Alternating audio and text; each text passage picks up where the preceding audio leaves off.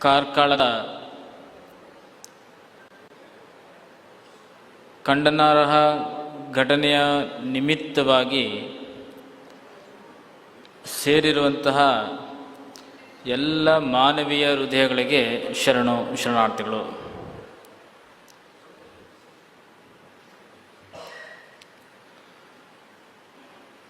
ನಮ್ಮ ದೇಶ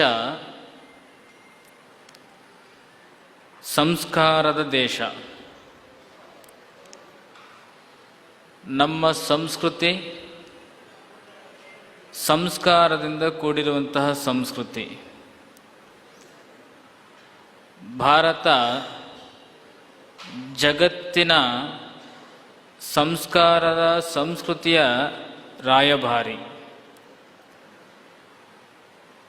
ಇಂತಹ ಶ್ರೀಮಂತ ಬಳುವಳಿಯನ್ನು ಅತ್ಯಂತ ಘನತೆ ಗೌರವದ ಸಂಸ್ಕೃತಿಯನ್ನು ಪಡ್ಕೊಂಡು ಬಂದಂತಹ ಭಾರತದಲ್ಲಿ ಒಂದಿಷ್ಟು ಘಟನೆಗಳು ಮುಜುಗರಕ್ಕೆ ಈಡಾಗುತ್ತೆ. ಹಿರಿಯರು ಹೇಳ್ತಾ ಇದ್ರು,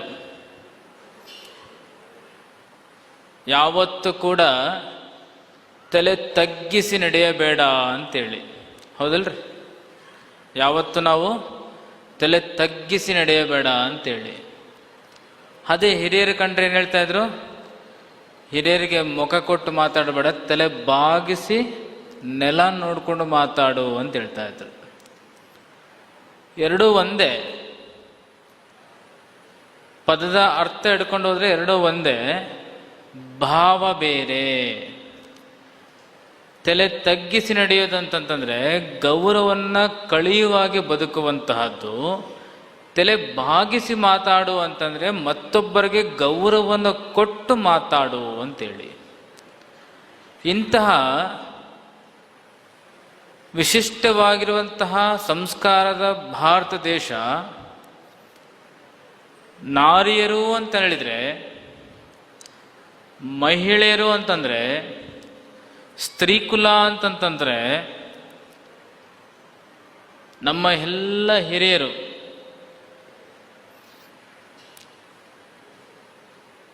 ಏನು ಪೂರ್ವಜರು ಅಂತ ನಾವು ಗುರುತಿಸ್ತೇವೆ. ವೇದಗಳ ಕಾಲ ಅಂತ ನಾವು ಕಾಲಘಟ್ಟವನ್ನು ಹೇಳ್ತೇವೆ. ಆ ಕಾಲಘಟ್ಟದಲ್ಲಿ ಮಾತೃ ಪ್ರಧಾನ ಕುಟುಂಬಗಳಿದ್ದುವು ಅಂತೇಳಿ. ನೋಡ್ರಿ, ನಾವೆಲ್ಲ ಆರಾಧ್ಯವನ್ನ ಆಚರಣೆಯನ್ನು ಮಾಡುವಾಗ ಮೊದಲು ಹೇಳ್ತೇವೆ ಮಾತೃದೇವೋ ಭವ. ಹೌದಲ್ರಿ? ಆಮೇಲೆ ಹೇಳಿದ ಯಾವುದು? ಪಿತೃದೇವೋ ಭವ, ಆಚಾರ್ಯ ದೇವೋ ಭವ. ಹೀಗೆ ಮುಂದುವರಿತಾ ಹೋಗುತ್ತೆ. ಆದರೆ ನಮ್ಮ ಮೊದಲನೇ ಆದ್ಯತೆ, ನಮ್ಮ ಮೊದಲನೇ ದೇವರು ಯಾವುದು? ನಮ್ಮ ಮನೆಯಲ್ಲಿರುವಂತಹ ತಾಯಿ, ಹೆಣ್ಣು, ಸ್ತ್ರೀ. ನಮಗೆ ಕಣ್ಣಿಗೆ ಕಾಣುವ ಕರುಣಾಮೂರ್ತಿ ದೇವರಂತಂದ್ರೆ ಅದು ಸ್ತ್ರೀ. ಕಾಲಘಟ್ಟ ಬದಲಾದಂಥ ಸಂದರ್ಭದಲ್ಲಿ ಹೆಣ್ಣು ಮಾಯೆ ಅಂತ ನೋಡ್ಲಿಕ್ಕೆ ಪ್ರಾರಂಭ ಮಾಡಿದ್ರು. ಸಿದ್ದರಾಮೇಶ್ವರ ಹೇಳ್ತಾರೆ, ತಾ ಮಾಡಿದ ಹೆಣ್ಣು ತನ್ನ ತಲೆಯನ್ನೇರಿತು. ತಾ ಮಾಡಿದ ಹೆಣ್ಣು ಬ್ರಹ್ಮನ ನಾಲಿಗೆಯನ್ನೇರಿತು. ತಾ ಮಾಡಿದ ಹೆಣ್ಣು ನಾರಾಯಣನ ಹೃದಯನ್ನೇರಿತು. ಇದು ಕಾರಣ. ಹೆಣ್ಣು ಹೆಣ್ಣಲ್ಲ, ಹೆಣ್ಣು ರಕ್ಕಸಿಯಲ್ಲ, ಹೆಣ್ಣು ಸಾಕ್ಷಾತ್ ಕಪಿಲ ಸಿದ್ಧ ಮಲ್ಲಿಕಾರ್ಜುನ. ನೀವೆಲ್ಲ ಪೂಜೆ ಮಾಡ್ತಿರಲ್ಲ?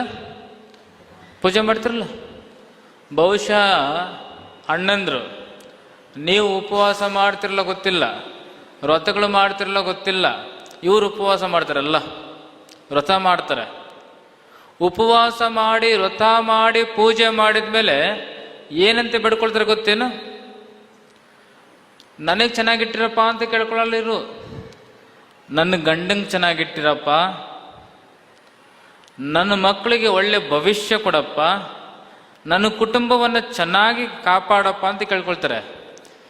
ನಿಜವಾದ ತ್ಯಾಗ ಮೂರ್ತಿ ಏನಾದರೂ ಇತ್ತು ಅಂತಂದ್ರೆ ಅದು ಭಾರತೀಯ ನಾರಿಯರು, ಭಾರತೀಯ ಸ್ತ್ರೀಯರು. ಊಟ ಬಿಡದಿಂದ ಪ್ರಾರಂಭ ಆಗುತ್ತೆ ಮನೆಯಲ್ಲಿ.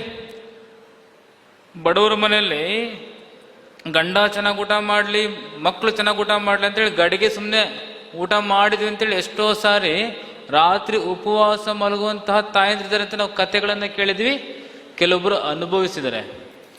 ಇಂತಹ ಪೂಜ್ಯನೀಯ ಭಾರತ ದೇಶದ ಸ್ತ್ರೀ ಕುಲ ಸಿದ್ದರಾಮ ಹೇಳುವಾಗೆ ತಾ ಮಾಡಿದ ಹೆಣ್ಣು ತಲೆನೇರಿತ್ತು ಅಂತಂದ್ರೆ ಶಿವನ ತಲೆ ಮೇಲೆ ಇರೋದು ಯಾರಮ್ಮ? ಶಿವನ ತಲೆ ಮೇಲೆ ಇರೋದು ಯಾರು? ಗಂಗೆ. ತಾ ಮಾಡಿದ ಹೆಣ್ಣು ತನ್ನ ತೊಡೆಯನ್ನೇರಿತ್ತು, ಪಕ್ಕದಲ್ಲಿರೋದು ಯಾರು? ಪಾರ್ವತಿ. ತಾ ಮಾಡಿದ ಹೆಣ್ಣು ಬ್ರಹ್ಮನ ನಾಲಿಗೆಯನ್ನೇರಿತ್ತು, ಬ್ರಹ್ಮನ ನಾಲಿಗೆಯಲ್ಲಿರೋದು ಯಾರು? ಸರಸ್ವತಿ. ತಾ ಮಾಡಿದ ಹೆಣ್ಣು ನಾರಾಯಣನ ಹೃದಯನ್ನೇರಿತ್ತು, ನಾರಾಯಣ ಹೃದಯದಲ್ಲಿದ್ದಾರೆ ಯಾರು? ಲಕ್ಷ್ಮಿ. ನೋಡ್ರಿ ಎಷ್ಟು ಪೂಜ್ಯನೀಯ ಭಾವ ನಾವು ನೋಡ್ತೀವಿ ಅಂತಂತಂದ್ರೆ, ಮನೆ ದೇವರು ಅಂತ ಕೇಳಿದಾಗೆ ನಮ್ಮ ತಾಯಿ ಅಂತ ಹೇಳ್ತೀವಿ, ನಮಗೆ ವಿದ್ಯಾ ಕೊಡೋದು ಯಾರು ಅಂದ್ರೆ ಸರಸ್ವತಿ ಅಂತ ಹೇಳ್ತೀವಿ, ನಮಗೆ ಲಕ್ಷ್ಮಿ ಕುಬೇರನ ಜಾಗ ಕರ್ಕೊಂಡು ಹೋಗ್ಬೇಕಂದ್ರೆ ಲಕ್ಷ್ಮಿ ಅಂತ ಕರಿತೀವಿ, ನಮಗೆ ಪವಿತ್ರತೆ ನಮ್ಮ ಏನಾರ ಕರ್ಮಗಳನ್ನು ಕಳೆಯಲಿಕ್ಕೆ ಯಾರು ಬೇಕು ಅಂತಂತಂದ್ರೆ ಗಂಗೆ ಬೇಕು ಅಂತ ಹೇಳ್ತೀವಿ, ನಮ್ಮ ಪಾಪ ವಿಮೋಚನೆ ಮಾಡಬೇಕಂದ್ರೆ ದುರ್ಗೆ ಪಾರ್ವತಿ ಬೇಕು ಅಂತ ಹೇಳ್ತೀವಿ. ಅದೆಲ್ಲ ಯಾರು? ನಮ್ಮ ತಾಯಿ, ನಮ್ಮ ಅಕ್ಕ, ನಮ್ಮ ತಂಗಿ, ನಮ್ಮ ಸಹೋದರಿ. ಇತ್ತೀಚಿನ ಒಂದು ಹಬ್ಬ ಮಾಡಿದ್ವಿ ಶ್ರಾವಣದಲ್ಲಿ. ಯಾವ ಹಬ್ಬ? ಎಂಥ ಹಬ್ಬ ಮಾಡಿದ್ವಿ? ರಕ್ಷಾಬಂಧನ, ವರಮಹಾಲಕ್ಷ್ಮಿ ಹಬ್ಬ ಮಾಡಿದ್ವಿ. ನೋಡ್ರಿ, ರಕ್ಷಾಬಂಧನ ಅಂತಂದ್ರೆ ಅಣ್ಣಂದ್ರು ತಂಗಿಯರಿಗೆ, ಅಕ್ಕಂದರಿಗೆ ಅಥವಾ ಸ್ತ್ರೀ ಕುಲಕ್ಕೆ ರಕ್ಷಣೆ ಅಷ್ಟೇ ಅಲ್ಲ, ಹುಟ್ಟಿದಾಗಿಂದ ಯಾರು ನಮ್ಮ ರಕ್ಷಣೆ ಮಾಡಿರ್ತಾರೆ? ನಮ್ಮ ತಾಯಿ ರಕ್ಷಣೆ ಮಾಡಿರ್ತಾಳೆ, ನಮ್ಮ ಅಕ್ಕ ರಕ್ಷಣೆ ಮಾಡಿರ್ತಾಳೆ, ನಮ್ಮ ಮನೆಗಿರುವಂತಹ ಮಹಿಳೆ ರಕ್ಷಣೆ ಮಾಡಿರ್ತಾಳೆ. ನಮ್ಮನ್ನ ರಕ್ಷಣೆ ಮಾಡೋದಕ್ಕೆ ನಾವು ರಕ್ಷಣೆ ಮಾಡಬೇಕು ಅಂತೇಳಿ ರಕ್ಷಾಬಂಧನ ಆಚರಿಸ್ತಾ ಇದ್ವಿ. ಇಂತಹ ಪೂಜ್ಯನೀಯ ಸ್ತ್ರೀ ಕುಲಕ್ಕೆ ಇಂತಹ ದೊಡ್ಡ ಇತಿಹಾಸ ಇರುವಂತಹ ಭಾರತ ದೇಶ, ಇಂತಹ ಸಂಸ್ಕಾರ ಇರುವಂತಹ ಭಾರತೀಯರ ರಕ್ತ ನರನಾಡಿಗಳಲ್ಲಿ ಇಂತಹ ದೊಡ್ಡ ಬೆಳೆ, ಸಂಸ್ಕಾರದ ಬೆಳೆಯ ಮಧ್ಯದಲ್ಲಿ ಹೊಲದಲ್ಲಿ ರೈತ ಬಿತ್ತುತ್ತಾನ್ರಿ. ಏನ್ ಬಿತ್ತುತ್ತಾನೆ? ಬೀಜ ಬಿತ್ತುತ್ತಾನೆ. ಬೀಜ ಬಿತ್ತಿದ್ದಕ್ಕೆ ಏನ್ ಮಾಡ್ತಾನೆ? ಗೊಬ್ಬರ ಹಾಕ್ತಾನೆ. ಗೊಬ್ಬರ ಬೀಜ ಹಾಕಿದ್ದಕ್ಕೆ ಏನ್ ಮಾಡ್ತಾನೆ? ಸರಿಯಾಗಿ ನೀರು ಹಾಯಿಸ್ಬೇಕಂತ ನೀರು ಬಿಡ್ತಾನೆ. ಬೆಳೆ ಬರೋಕ್ಕಿಂತ ಮುಂಚೆ ಏನ್ ಬರುತ್ತೆ? ಹೊಲದಲ್ಲಿ ಬೆಳೆ ಬರೋಕ್ಕಿಂತ ಮುಂಚೆ ಏನ್ ಬರುತ್ತೆ? ಕಸ ಬರುತ್ತೆ, ಕಳೆ ಬರುತ್ತೆ. ರೈತ ಸುಮ್ಮನೆ ಇರ್ತಾನೇನು? ಕಿತ್ತು ಬಿಸಾಕ್ತಾನೆ. ಹಾಗೆ ನಮ್ಮ ಭಾರತ ದೇಶದಲ್ಲಿ ಸಂಸ್ಕಾರದಿಂದ ದೊಡ್ಡ ಬೆಳೆ ಬೆಳಿಬೇಕು ಇದೆ ಅಂದ್ರೂ ಕೂಡ ಅಲ್ಲೊಂದು ಇಲ್ಲೊಂದಿಂದ ಕಸ ಬರುತ್ತೆ. ಕಸವನ್ನ ಕಿತ್ತೊಗೆಯೋ ಕೆಲಸವನ್ನ ಸರ್ಕಾರಗಳು ಮಾಡಬೇಕಾಗುತ್ತೆ. ಇವತ್ತು ನಾನು ಬರುವಂತ ಸಂದರ್ಭದಲ್ಲಿ ಅನೇಕ ಪತ್ರಿಕೆಗಳನ್ನು ಗಮನಿಸ್ತಾ ಬಂದೆ. ಇವತ್ತು ನಿಜವಾಗ್ಲೂ ಬಹಳ ಬೇಜಾರಿನ ದಿನ. ಇವತ್ತು ಬಹಳ ಬೇಜಾರಿನ ದಿನ. ಇವತ್ತು ಕೃಷ್ಣ ಜನ್ಮಾಷ್ಟಮಿ ಇವತ್ತು, ಹೌದಲ್ಲ? ಸಂಭ್ರಮ ಸಡಗರ ನಮಗೆಲ್ಲ. ಬಹಳ ಜನ ಹೇಳ್ತಾರೆ 16,000 ಹೆಂಡಿರ ಗಂಡ ಅಂತೇಳಿ, ಹೌದಲ್ಲ? 16,000 ಹೆಣ್ಣು ಮಕ್ಕಳಿಗೆ ಯಾವತ್ತು ಕೂಡ ಮುಟ್ಟದೆ ಗಂಡ ಆಗಿರುವಂತಹನು. ಉದಾಹರಣೆಗೆ ರಾಧೆ ಎಲ್ಲ ಪ್ರೇಮವನ್ನು ಕೊಟ್ಟರು ಕೂಡ ಯಾವತ್ತೂ ಕೂಡ ಕೃಷ್ಣ ರಾಧೆನ ಮುಟ್ಲೇ ಇಲ್ಲ. ಇಂತಹ ಸ್ತ್ರೀ ಕುಲವನ್ನ ರಕ್ಷಣೆ ಮಾಡಿದಂತಹ ಕೃಷ್ಣ ಬಹಳ ಚೆನ್ನಾಗಿ ಅರ್ಥ ಆಗ್ಬೇಕು ಅಂದ್ರೆ ದ್ರೌಪದಿ ಕಷ್ಟ ಅಂತ ಬಂದಾಗ ಯಾರು ನೆನ್ಸ್ಕೊಂಡ್ರು? ಕೃಷ್ಣ ಸ್ತ್ರೀ ಕುಲದ ಮರ್ಯಾದೆಯನ್ನ, ಮಾನವನ್ನ ಕಾಪಾಡಿದ ದಿನ. ಇವತ್ತು ಪತ್ರಿಕೆಗಳೇ ನೋಡ್ರಿ, ಅಸ್ಸಾಮಲ್ಲಿ ಒಂದು ಅತ್ಯಾಚಾರ ಅಂತ ಬರ್ತಾ ಇದೆ, ಮಹಾರಾಷ್ಟ್ರದಲ್ಲಿ ಒಂದು ಅತ್ಯಾಚಾರ ಅಂತ ಬರ್ತಾ ಇದೆ, ಗುವಾಹಟಿಯಲ್ಲಿ ಒಂದು ಅತ್ಯಾಚಾರ ಅಂತ ಬರ್ತಾ ಇದೆ, ನಮ್ಮ ಹಾಸನ ಜಿಲ್ಲೆಯಲ್ಲಿ ಸಣ್ಣ ಮಗು 5 ವರ್ಷದ ಬಾಲಿಕೆ ಮೇಲೆ ಅತ್ಯಾಚಾರ ಅಂತ ಬರ್ತಾ ಇದೆ.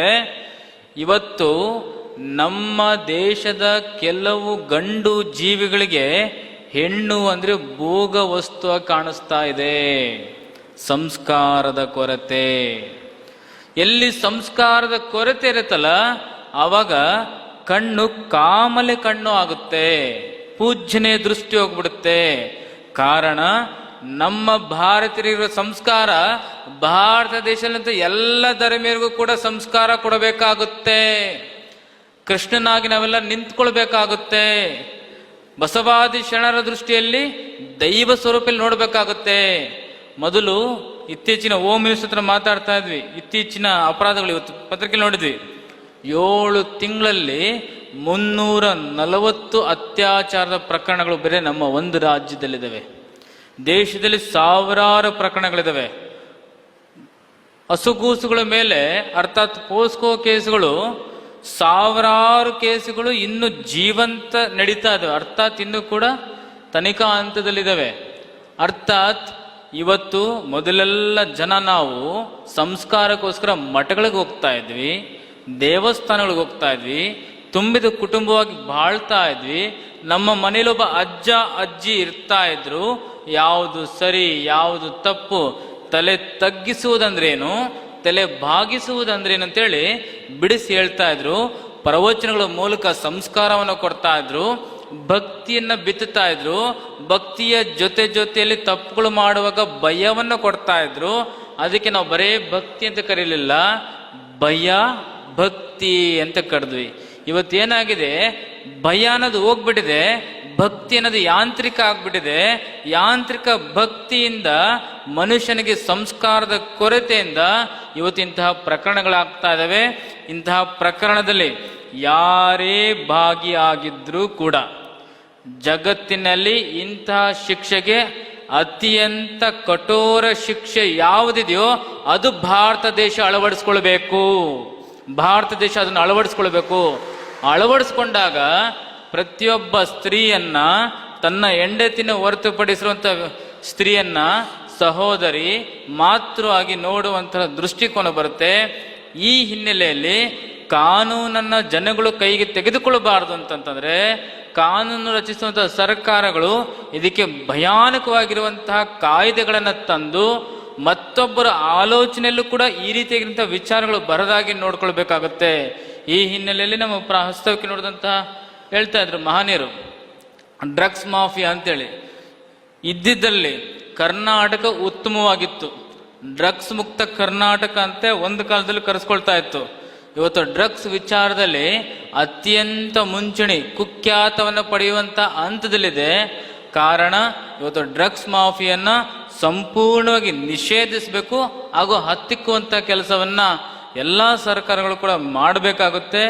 ಈ ಒಂದು ವಿಚಾರದಲ್ಲಿ ಆ ಧರ್ಮ ಈ ಧರ್ಮ, ಆ ಜಾತಿ ಈ ಜಾತಿ ಅಲ್ಲ, ನಾವೆಲ್ಲರೂ ಕೂಡ ಮಾನವೀಯ ದೃಷ್ಟಿಕೋನದಿಂದ ಒಬ್ಬ ಹೆಣ್ಣು ಮಗಳಿಗೆ ಆಗಿರುವ ಅನ್ಯಾಯವನ್ನ ಮತ್ತೊಬ್ಬ ಹೆಣ್ಣು ಮಗಳಿಗೆ ಆಗ್ಬಾರ್ದು ಅಂತೇಳಿ ನಾವು ಸರ್ಕಾರಕ್ಕೆ ಒತ್ತಾಸೆಯನ್ನ ಮಾಡೋಣ, ಅವ್ರಿಗೆ ಆಗ್ರಹವನ್ನ ಮಾಡೋಣ ಅನ್ನುವಂಥ ಮಾತನ್ನ ಸ್ಫುಟವಾಗಿ ತಿಳಿಸ್ತಾ ಇವತ್ತು ಆ ಮಗುವಿಗೆ ನಾನು ಹೋಗಿ ಮಾತಾಡಿಸ್ಕೊಂಡು ಬಂದೆ.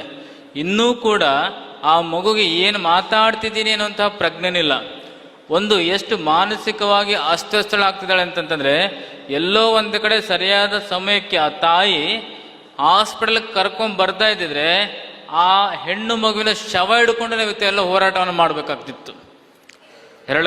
ಎತ್ತು ಕರಳು ತಾಯಿ ಸರಿಯಾದ ಸಮಯ ಕರ್ಕೊಂಡು ಬಂದಿದ್ದಕ್ಕೆ ಇವತ್ತು ಜೀವಂತವಾಗಿದ್ದಾಳೆ. ಆದರೆ ಇಂತಹ ಪ್ರಕರಣಗಳು ಮತ್ತೊಮ್ಮೆ ಮಗದೊಮ್ಮೆ ಮರುಕಳಿಸಬಾರ್ದು ಅನ್ನುವಂಥದ್ದನ್ನ ನಾನು ಎಲ್ಲ ಸರ್ಕಾರದ ಮಹಾನೀಯರಲ್ಲಿ ವಿನಂತಿಯನ್ನು ಮಾಡ್ತಾ ಮುಂದಿನ ದಿನಮಾನಗಳಲ್ಲಿ ಇದಕ್ಕೆ ಘೋರವಾಗಿರುವಂತಹ ಒಂದು ಕಾನೂನನ್ನು ರೂಪಿಸ್ಬಿಟ್ಟು ಸ್ತ್ರೀ ರಕ್ಷಣೆಯನ್ನು ಮಾಡಲಿ ಅನ್ನುವಂಥ ಮಾತನ್ನ ಇಲ್ಲಿ ತಿಳಿಸ್ತಾ ಎಲ್ಲರಿಗೂ ಕೂಡ ಭಗವಂತನ ಶ್ರೀಕೃಷ್ಣನ ಆಶೀರ್ವಾದ ಇರಲಿ ಅಂತೇಳಿ ತಿಳಿಸ್ತಾ 2 ಮಾತುಗಳು ವಿರಾಮ ನೀಡ್ತೇವೆ. ಶರಣಾರ್ಥಿಗಳು.